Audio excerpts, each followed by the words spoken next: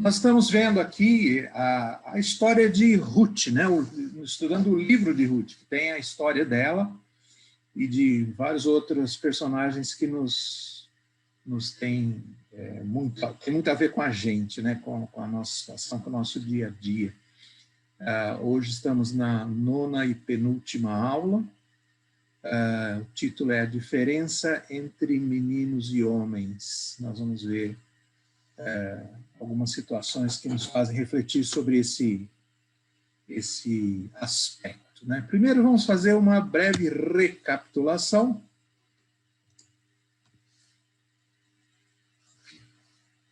Nós vimos nas duas aulas anteriores uma situação em que Noemi, sogra de Ruth,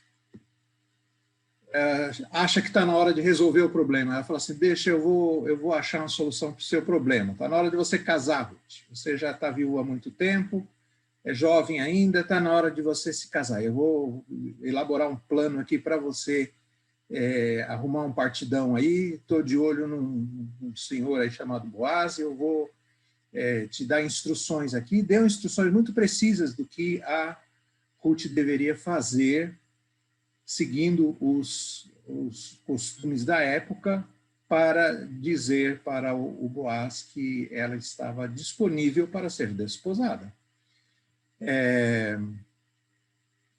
E deu instruções muito precisas para ela. Você vai se arrumar assim, assim, assado, você vai em tal lugar, vai encontrar com ele, vai dizer isso, e depois espere instruções, aguarde instruções que ele vai dar para você. Na segunda cena, aí no quadrinho da direita, nós vimos, então, o que se passou na aula passada, que o texto está aí embaixo, né? Ruth aproximou-se sem ser notada, descobriu os pés dele e deitou-se.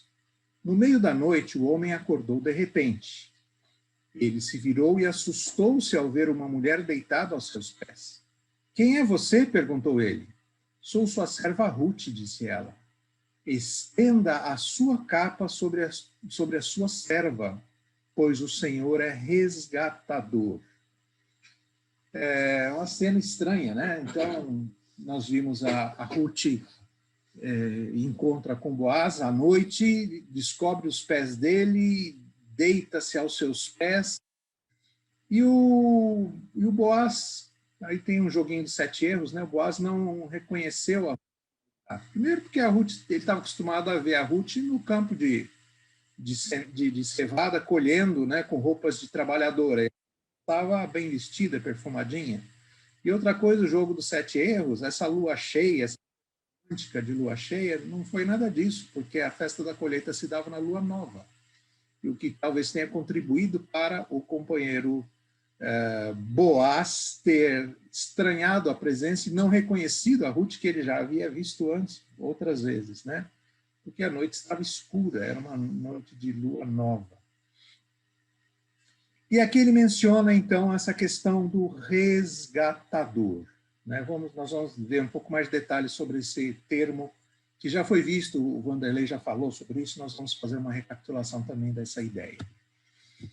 Continuando o texto, né? Boaz lhe respondeu, o Senhor abençoe, minha filha. Este seu gesto de bondade é ainda maior que o primeiro, pois você poderia ir atrás dos mais jovens, ricos ou pobres.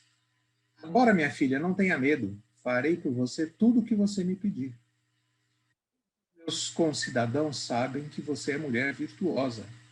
É verdade que sou resgatador, mas há um outro que é parente mais próximo do que eu. Passe a noite aqui. De manhã veremos. Se ele quiser resgatá-la, muito bem, que resgate. Se não quiser, juro pelo nome do Senhor que eu a resgatarei. Deite-se aqui até de manhã.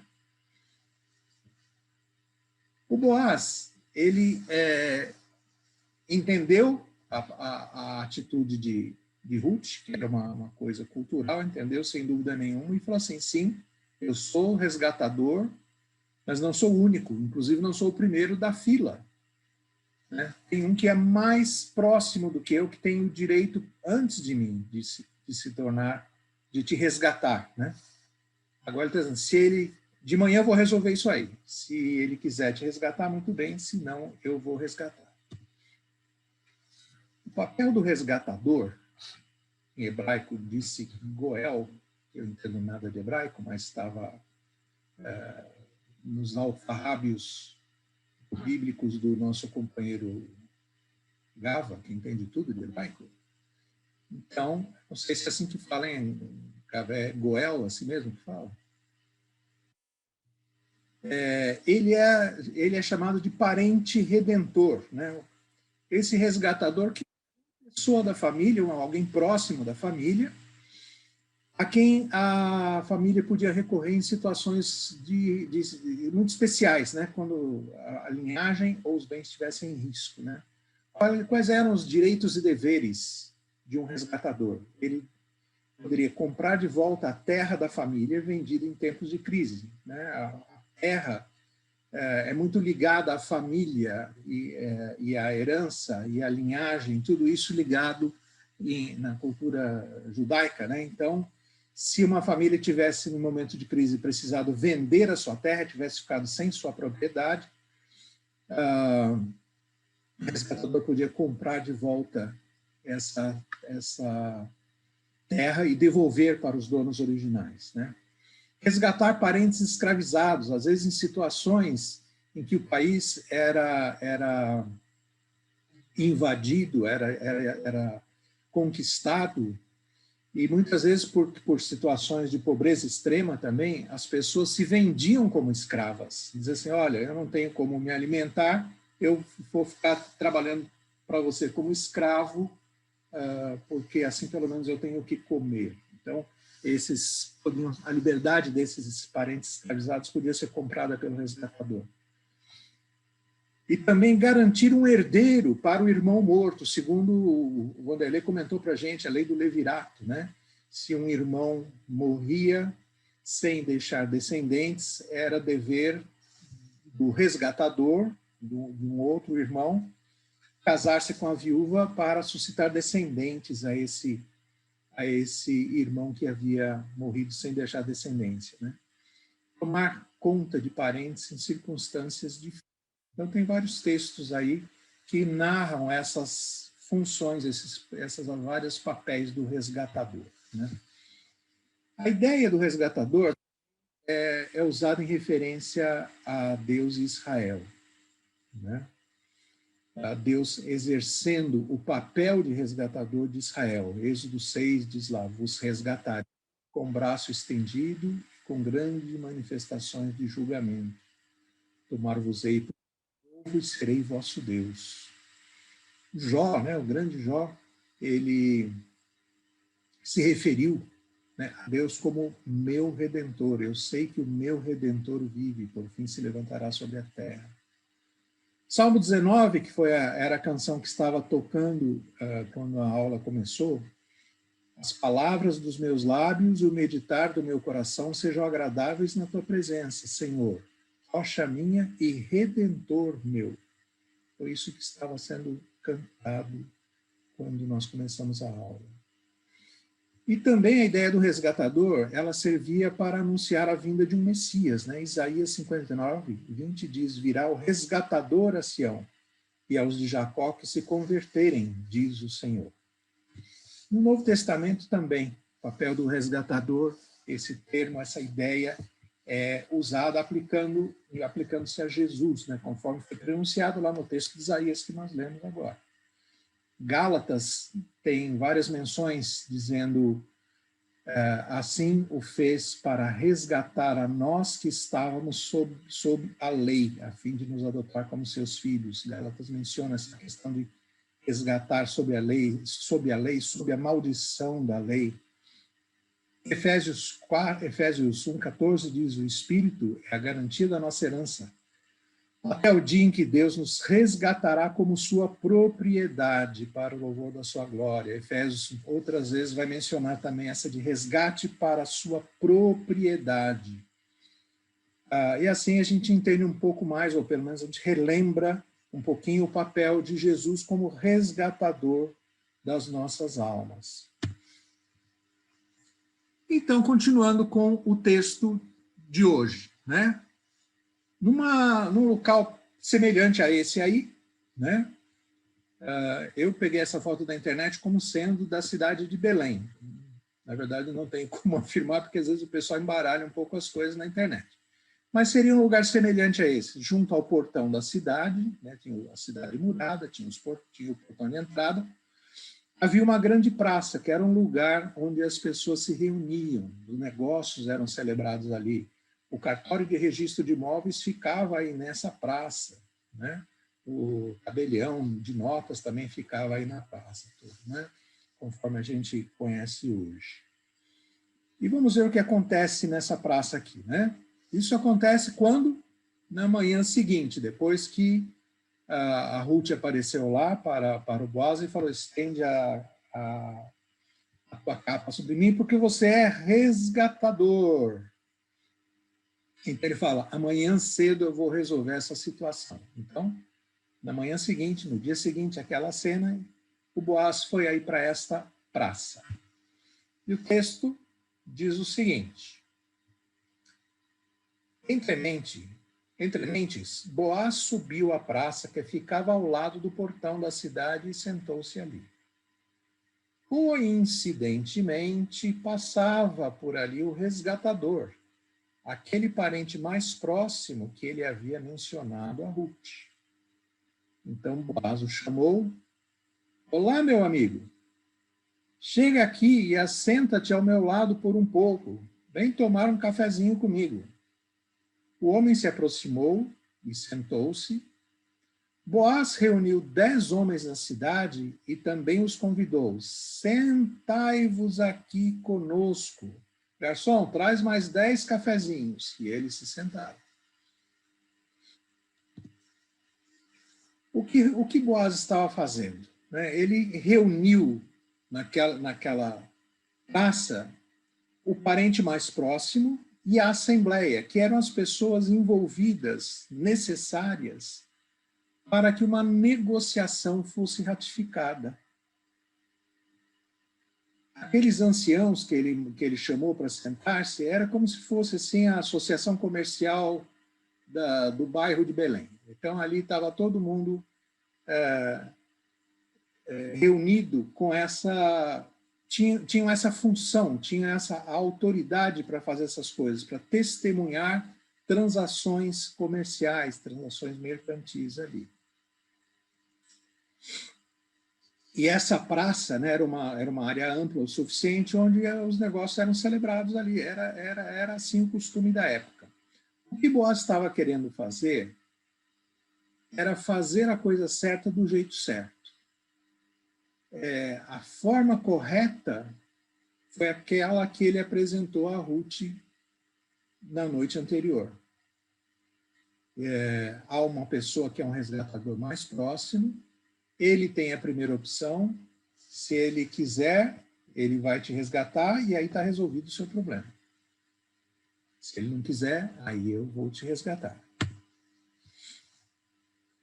Continuando a cena, então. Então declarou ao homem que tinha primeiro o direito de resgate. Noemi, aquela nossa parente que voltou dos campos de Moabe, quer vender a parte do terreno que pertencia a nosso irmão Elimeleque. Que Noemi tinha voltado de Moabe, a cidade inteira sabia. Acontecido logo no capítulo 1 já mostra, capítulo 1 e 2 mostra o retorno de Noemi, em que as pessoas falaram, poxa vida, mas essa é Noemi que saiu, ela foi reconhecida, a cidade sabia que Noemi tinha voltado. O que ele estava contando, Boaz estava contando ali para o resgatador, provavelmente, era a segunda parte da frase. Ela quer vender parte do terreno que pertencia ao nosso irmão Elimeleque. Resolvi, portanto, informar-te o assunto, na presença de alguns representantes do povo, e sugerir-te que adquiras o terreno.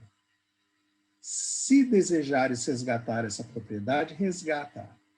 Se não, rogo-te, responde para que fique esclarecido e seja do conhecimento de todos. Pois ninguém mais tem esse direito de resgate a não ser tu, e depois de ti, eu. Prontamente o homem retrucou, sim, eu quero exercer o meu direito. Repara uma coisa, que os termos, né, que o narrador usa para descrever a conversa, né? Boaz fala assim, eu vim sugerir que você adquira esse terreno. Ele falou assim, não, você tem que adquirir esse terreno porque você é o resgatador, você é o primeiro que tem esse direito. Ele está sugerindo. E fala assim, olha, se você quiser, muito bem, se você quiser me avisa, tá? Aí prontamente o homem retruca, sim, eu quero exercer o meu direito. Repara que ele fala aqui em direito. O Boaz descreve essa situação para o resgatador, né? Porque Boaz tinha a intenção de resolver a situação da Ruth e da Noemi. Foi isso que ele havia se comprometido a fazer na noite anterior. Ele está dizendo, amanhã nós vamos resolver essa situação. E resolver a situação significa que Ruth e Noemi fossem, a propriedade fosse resgatada segundo a lei prescrevia. Aí, nesse momento, o resgatador, quando o Boaz apresenta o direito que o resgatador tem, ainda que ele apresente como uma sugestão, o resgatador aceita a proposta, no versículo 4. Prontamente, diz o texto, ele falou, sim, eu quero exercer o meu direito. E essa resposta já era suficiente para resolver a situação, não é mesmo? O que Boaz queria, o que ele se propôs a fazer, era apresentar a situação para o resgatador e fazer e conseguir que essa situação fosse resolvida através do resgate da propriedade. Aí tem uma parte de um texto que não inspirado, né? Texto apócrifo, que diz assim, deu um frio na barriga de Boaz. Porque se a gente olhar desde o começo, a gente vê que o Boaz assim, desenvolveu uma certa simpatia, uma certa afeição pela Ruth, né? Ele, logo do começo, ele não só deixou ela respigar, porque a lei mandava fazer isso, né? Que era ir atrás do ceifeiro escolhendo o que sobrava, como disse para ela, você vai respigar numa área melhor aqui do terreno. E também disse para os ceifeiros dele, né? Olha, deixa cair um bocadinho mais aí para a Ruth recolher. Convidou ela para um almoço, né? Junto com os demais trabalhadores, e não como se fosse apenas uma estrangeira respigando. Então, ele sempre demonstrou uma certa afeição pela Ruth, e ele, na noite anterior, tinha dito, olha, se ele não te resgatar, eu te resgato, estou afim. Então, nessa hora, deve ter dado um frio na barriga do Boaz, quando o cara falou, eu topo, eu quero exercer o meu direito. Mas Boaz, que não era tontinho, disse o seguinte, contudo, Boaz lhe preveniu, no dia em que adquirires esse campo das mãos de Noemi, estarás igualmente recebendo Ruth, a Moabita, a mulher daquele que morreu, a fim de perpetuar o nome do falecido sobre o seu patrimônio. Então respondeu o que tinha o dever de resgate em primeiro lugar. Veja que o narrador já mudou aqui o tom da conversa, né? Primeiro ele estava falando no direito de resgate. Aqui o narrador diz que o resgatador aqui tinha o dever de resgate em primeiro lugar. Assim não posso assumir o meu direito, pois estaria colocando em risco todos os meus bens e propriedades. Declino do meu direito a teu favor. Podes exercer tu o meu direito de resgate, pois eu não posso fazer. Mudou a conversa aqui, né? Quando, junto com a possibilidade de aumentar o seu patrimônio adquirindo as terras de Noemi, veio a responsabilidade de se desposar com Ruth, gerar descendentes a Ruth e, segundo a lei do levirato, o que acontecia é que a propriedade que ele estava comprando passaria para os descendentes de Malom, descendentes de Elimeleque. E ele falou, não parece ser um bom investimento. Assim eu não posso assumir o meu direito. Veja que ele nunca o resgatador aqui, esse resgatador anônimo, ele nunca menciona o seu dever de resgatador, ele só fala dos seus direitos. Não posso assumir o meu direito, porque estaria colocando em risco os meus bens e propriedades. Vou comprar para quê se isso aí não vai ser meu? Eu não posso fazê-lo. Aí ele declinou do seu direito. Ora, aqui uma explicação, né? Ora, antigamente em Israel, para que a lei do resgate e a transferência de propriedade fossem válidos, a pessoa tirava a sandália dos pés e dava ao outro. E assim oficializavam os acordos e negócios em Israel. Um costume estranho, mas era assim que se fazia na época. Portanto, assim que o resgatador declarou a Boaz, adquire-a, pois, tu mesmo, tirou uma de suas sandálias. Veja só, continua essa negociação entre Boaz e o resgatador, né? Boaz tinha contado uma parte da história, daí ele conta a segunda parte. Olha, junto com o terreno vem uma viúva e vem o seu dever de resgatador de levantar descendentes da viúva, para que o nome do Malom, o falecido, seja preservado nessa terra. Aí o resgatador, ele renuncia ao seu direito, e o Boaz, segundo o texto não autorizado, respirou aliviado naquele momento. E o costume na época, então, era muito esquisito, né? Eu até consegui aqui uma peça histórica, né, arqueológica, a sandália original que foi usada pelo resgatador. Ele entregou a sua sandália a Boaz e eu guardei essa sandália aqui porque eu era um daqueles anciãos que estava sentado à porta lá. Então, aqui a sandália que o Boaz recebeu do resgatador. Estranho, né? Imagina o pessoal fazendo negócios lá naquela praça, todo mundo andando com um pé descalço pela rua porque tinha fechado um bom negócio ali, né? E acho que o pessoal, os bons comerciantes deviam precisar carregar uma mochila cheia de sandálias, porque se ele fechasse 2 negócios, estava descalço. E já não poderia fechar o terceiro negócio. Então ele devia carregar algumas sandálias na bolsa para poder fechar vários negócios no mesmo dia. Reza a lenda, viu, João? Reza a lenda que as Havaianas fizeram o seu IPO na época de Boaz. Nessa época, né? Provavelmente tinha outro nome, né? O nome foi adaptado com o passar do tempo, né? Devia chamar as israelenses, ou alguma coisa do tipo, né?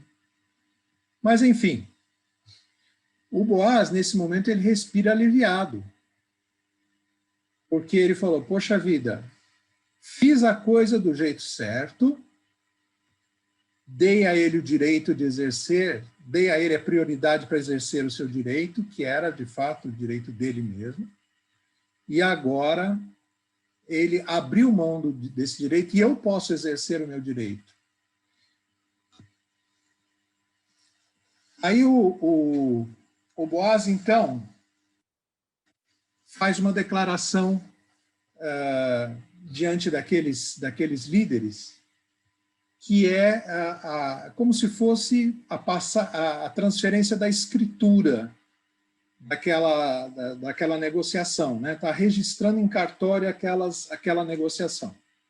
Então Boaz pôde anunciar aos líderes e a todas as demais pessoas, veja que ali já tinha juntado um monte de gente para ver essa negociação, né? Originalmente eram 10 testemunhas, o resgatador e Boaz. Agora já tinha um monte de gente lá. Todo mundo queria ver o que estava rolando. Então Boaz pôde anunciar aos líderes e a todas as demais pessoas do povo ali presentes. Sois testemunhas nesse dia de que comprei da mão de Noemi tudo o que pertencia a Elimeleque e tudo o que pertencia a Quilion e a Malom, que eram os filhos de Elimeleque. Ao mesmo tempo, adquiro por esposa Ruth, a mulher moabita, viúva de Malom, a fim de perpetuar o nome do falecido sobre sua herança e para que o nome de Malom seja sempre lembrado no meio deste povo e na sua cidade natal. Disso sois testemunhas. E todo o povo que se achava junto à porta da cidade, bem como os anciãos e líderes do povo, concordaram, dizendo: nós somos testemunhas. Aí ficou registrado no cartório de Belém essa transação. E olha que a diferença da conversa do Boaz com o discurso do outro resgatador, que abriu mão do direito de resgate, né? Quando ele diz assim, que ele adquire por esposa Ruth, a mulher moabita, viúva de Malom, a fim de perpetuar o nome do falecido sobre sua herança e para que o nome de Malom seja sempre lembrado no meio do povo de sua cidade. Ele sabia exatamente dos deveres que ele tinha, ele sabia o custo que essa transação de resgate teria para ele. Ele sabia disso. E ele assumiu isso conscientemente diante do povo, e o povo falou: nós somos testemunhas.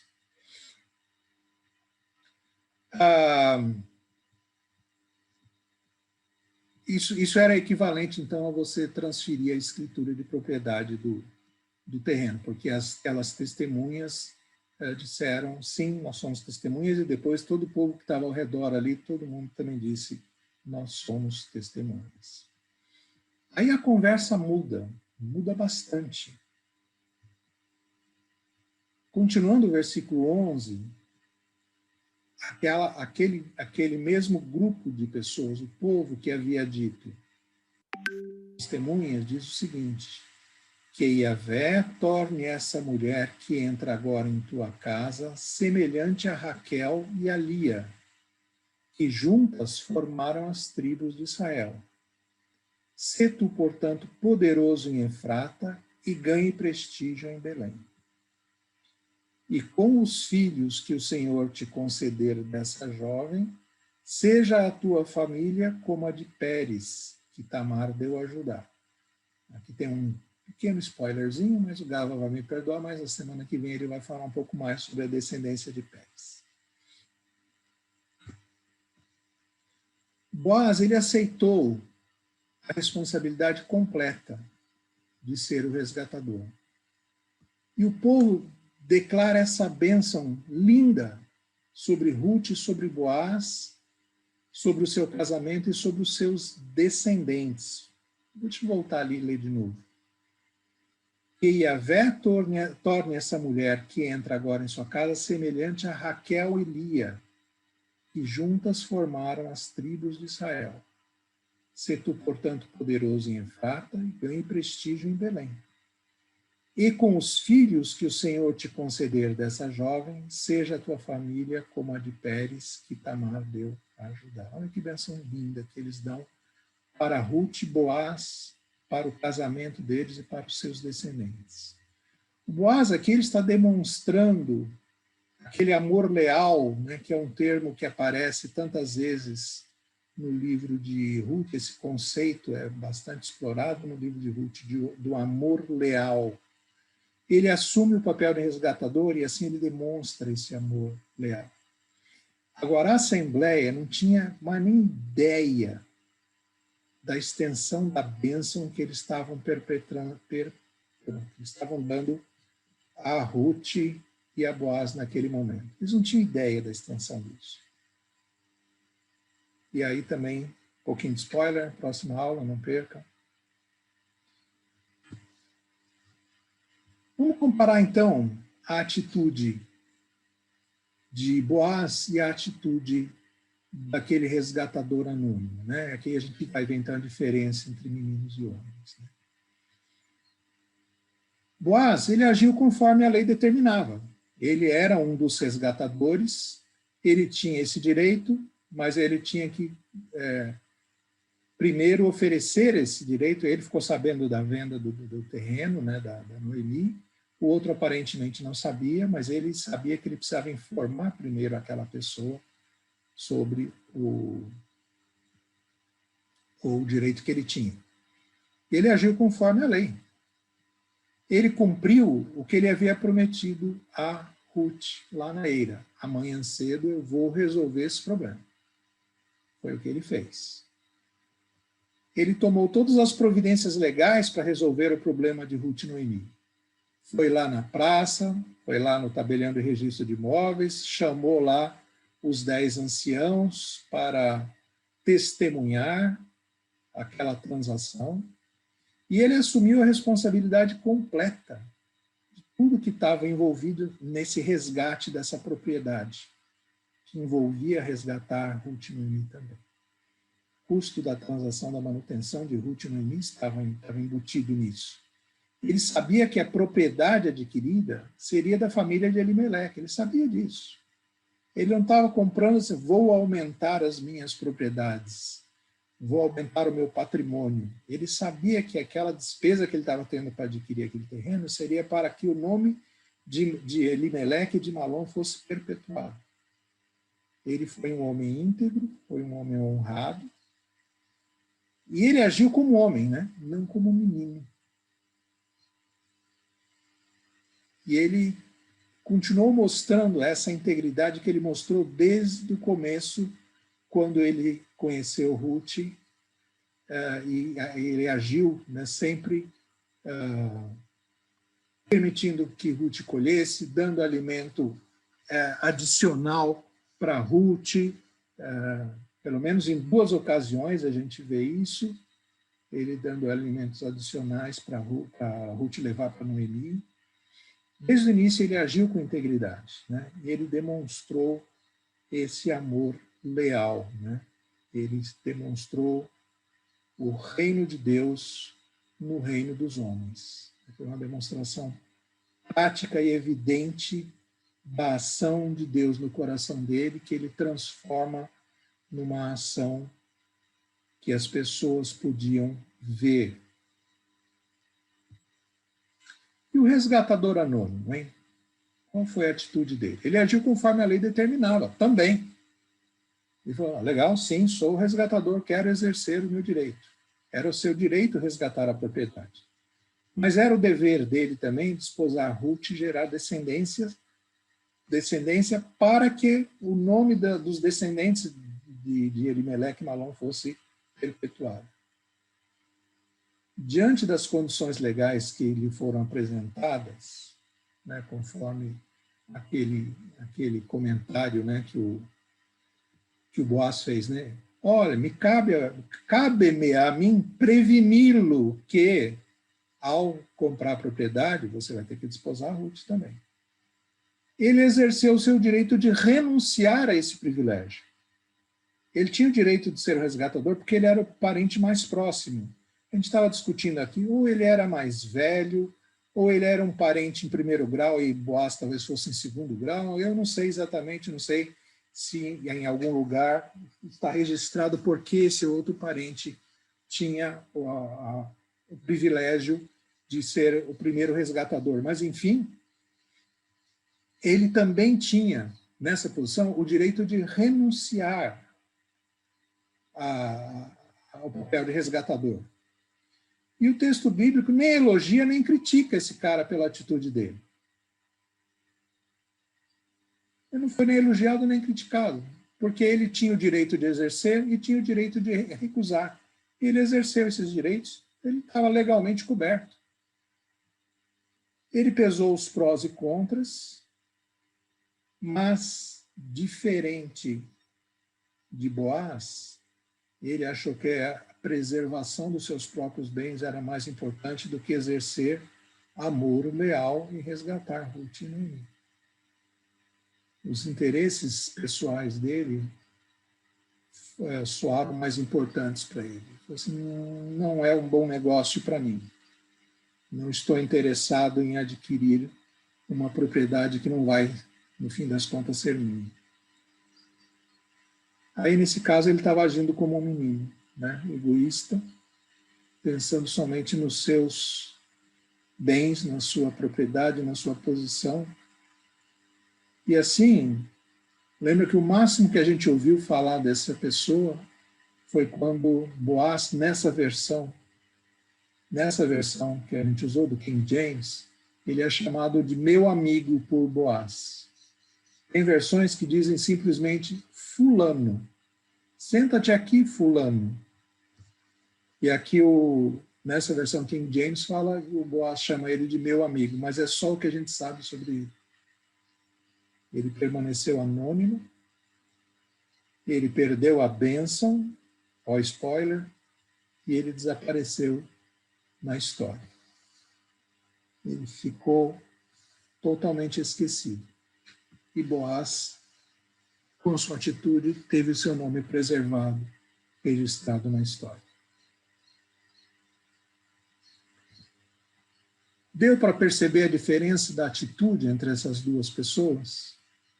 Os dois agiram conforme a lei, mas um teve um coração grandioso, uma atitude grandiosa de entregar, de abrir mão da prioridade de vou aumentar o meu patrimônio adquirindo uma nova terra, adquirindo mais terra. E, em vez disso, ele fala, eu vou resgatar Ruth e Noemi para que o nome de Elimeleque e Malom seja preservado. E como ele estava também interessado na Ruth, 2 em 1, né? Levou 2 por 1 aqui no caso. Agora,